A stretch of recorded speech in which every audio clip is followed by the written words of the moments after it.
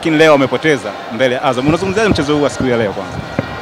Ya, ulikuwa mchezo mzuri sana kwa upande wa Simba, lakini kitu ambacho nimekiona inawezekana kuna tofauti ambazo zipo baina ya wachezaji na uongozi, wanabidi wazimalize. Inawezekana wachezaji wanakosa posho kwa wakati ama mishahara, mimi sijui, lakini kuna nafasi ambazo ulikuwa unaziona Simba anapaswa kuandika mabao, lakini vitu vinakuwa tofauti. Naamini Simba angeweza kuwa makini kwenye mchezo wa leo. Wao ndo walikuwa wa kwanza, dakika 45 kipindi cha kwanza tu walikuwa wanaondoka na mabao karibia hata matatu au mawili, lakini unaona namna ambavyo Simba wamekuwa na shida kwenye eneo la ushambuliaji, na moja kati ya timu ambayo ina wachezaji bora sasa sana hususan kwenye eneo la ushambuliaji ni pamoja na Simba. Ina wachezaji ambao kwa vilabu vingine kama Young Africans, Azam FC inawapata wachezaji, basi inawezekana timu ikawa tishio sana, lakini Simba na kila kitu ambacho sifikiri kuna shida gani, lakini inawezekana tukawa tunazipeleka lawama kwa makocha moja kwa moja, lakini bado kuna changamoto kubwa sana kwa sababu kocha wa Simba, meneja aliondoka kwa sababu hii, si ndio? Lakini kilichotokea mchezo wa leo, lawama ukizipeleka kwa Matola, manake unakosea mpira heshima, kwa sababu anafanya kila kitu, selection ya kikosi alichoanza nacho. Of course inawezekana akikuonekana kuwa bora hivyo, kuna baadhi ya watu wanatamani angeanza Nabi Kamala, wengine wakisema kina Jonathan Soa alipaswa kuanza, kina Jaisha Lea lakini bado uko unaona maamuzi ambayo kocha anapaswa kuyafanya kwa wakati. Lakini dakika 90 zinatamatika, magoli ya kizembe kabisa ambao wanafungwa Simba. Mimi naamini inawezekana kuna changamoto kubwa sana, inawezekana ni jambo ambalo linachukuliwa kawaida, lakini kama Simba watamaliza changamoto zao kwenye uongozi, kwa sababu kwa taarifa ambazo zipo ni kama kuna baadhi ya viongozi na wachezaji wake, huyo ana fungu lake la wachezaji.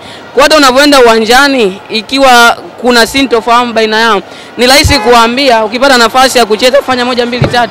Kwa hiyo kuna changamoto kubwa sana ambayo inawatafuna Simba. Mechi ambazo unapaswa kushinda kuzipata alama 3, unadondosha alama kirahisi kabisa. Kwa mchezo wa leo Simba alikuwa anaondoka na alama yoyote, yani amezikosa 3 basi hata alama 1, lakini dakika za mwishoni kabisa tazama kinachotokea. Kwa hiyo kwangu mimi lawamu ukiniambia nimpelekee kocha, binafsi sioni kama kocha alikuwa na makosa yoyote, lakini lawamu inawezekana ziende kwa wachezaji moja kwa moja, uongozi sasa amalize tofauti zao. Kipindi cha pili Simba walibadilika nini kupelekea Azam kubuka na ushindi? Tuongelee kiufundi kidogo hivi. Kitu cha pili ambacho kilibadilika, kwanza tayari Azam FC walikuwa wanaona ni kama inawezekana. Kipindi cha kwanza ni kama waliwaacha Simba waweze kucheza mpira, lakini wamerudi second half, kocha Ibenge akawa tayari ameshaona ubora wa Simba na udhaifu uko wapi, akaanza sasa kutoa mbinu zake kwa wachezaji, namna ambavyo ya kwenda kutekeleza kila alichokuwa anakihitaji. Ukaanza kuona tayari Azam wanabadilika kwenye eneo la katikati. Mwanzoni walianza na Sedio Kanute, baada ya kutoka akaingia Kaminko. Unaona tayari ni kama Simba akawa nafikika kirahisi, na ndio muda ambao kocha anafanya maamuzi pia ya kumtoa Arasani Kante. Kwenye mchezo wa leo mchezaji ambaye amefanya kila kitu vizuri ni pamoja na Kante, lakini bado uoni kwenye kile ambacho timu kama Simba inapaswa kuwa nacho na kikosa.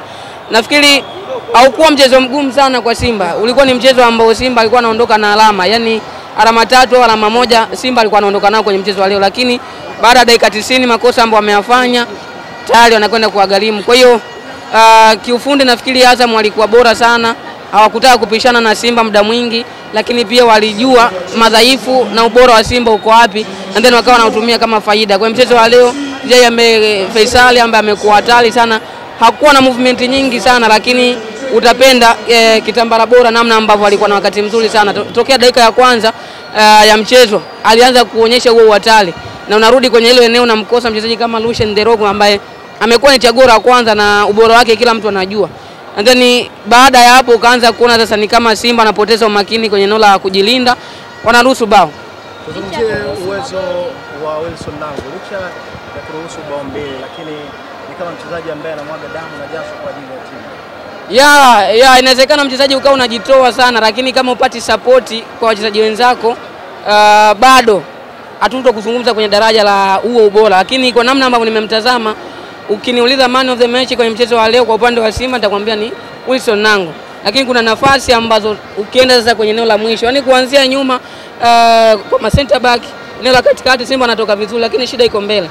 Kuna nafasi ambayo Joshua Mutale tayari goalkeeper ameshatoka golini, ni yeye na goli akashindwa kufunga huo mpira.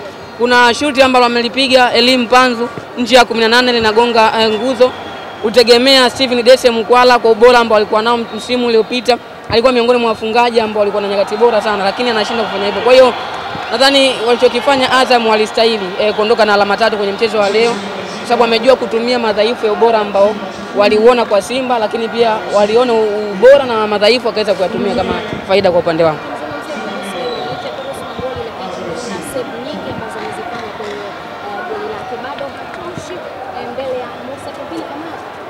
Ya ukija hata kwenye daraja tu la Kamala na Yakubu bado Kamala ni bora mbele ya Yakubu, na naamini Simba anaendelea kumwamini kwa sababu Kamala yuko kwenye majeraha, lakini angekuwa kwenye ubora wake sifikiri kama angekuwa chaguo la kwanza. Kwa hiyo amekuwa mchezaji mzuri kuanzia hata kwenye mchezo uliopita alionyesha kiwango kizuri sana, lakini bado kuna makosa ambayo kwa goalkeeper wa daraja la klabu kama Simba upaswi kuwa nayo.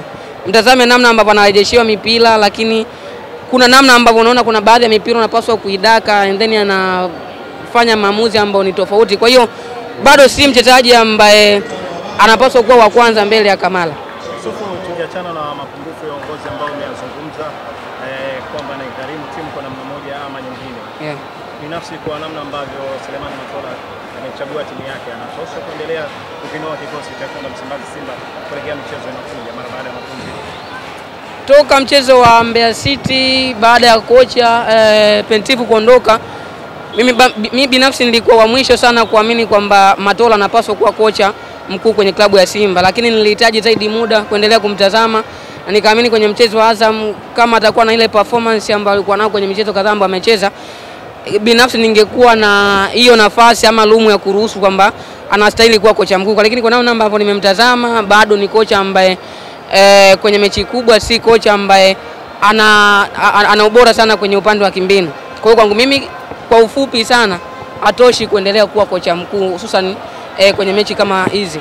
Zina pressure, watu wanahitaji matokeo zaidi kuliko kitu kingine. Inawezekana akajikuta anafanya hata maamuzi ambayo sio. Tazama hata kikosi chake ambacho kilianza kwenye mchezo wa leo.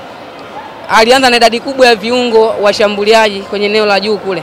Unamkosa Jean Charles Ahoua msimu uliopita ndo top scorer, lakini pia alikuwa na assist.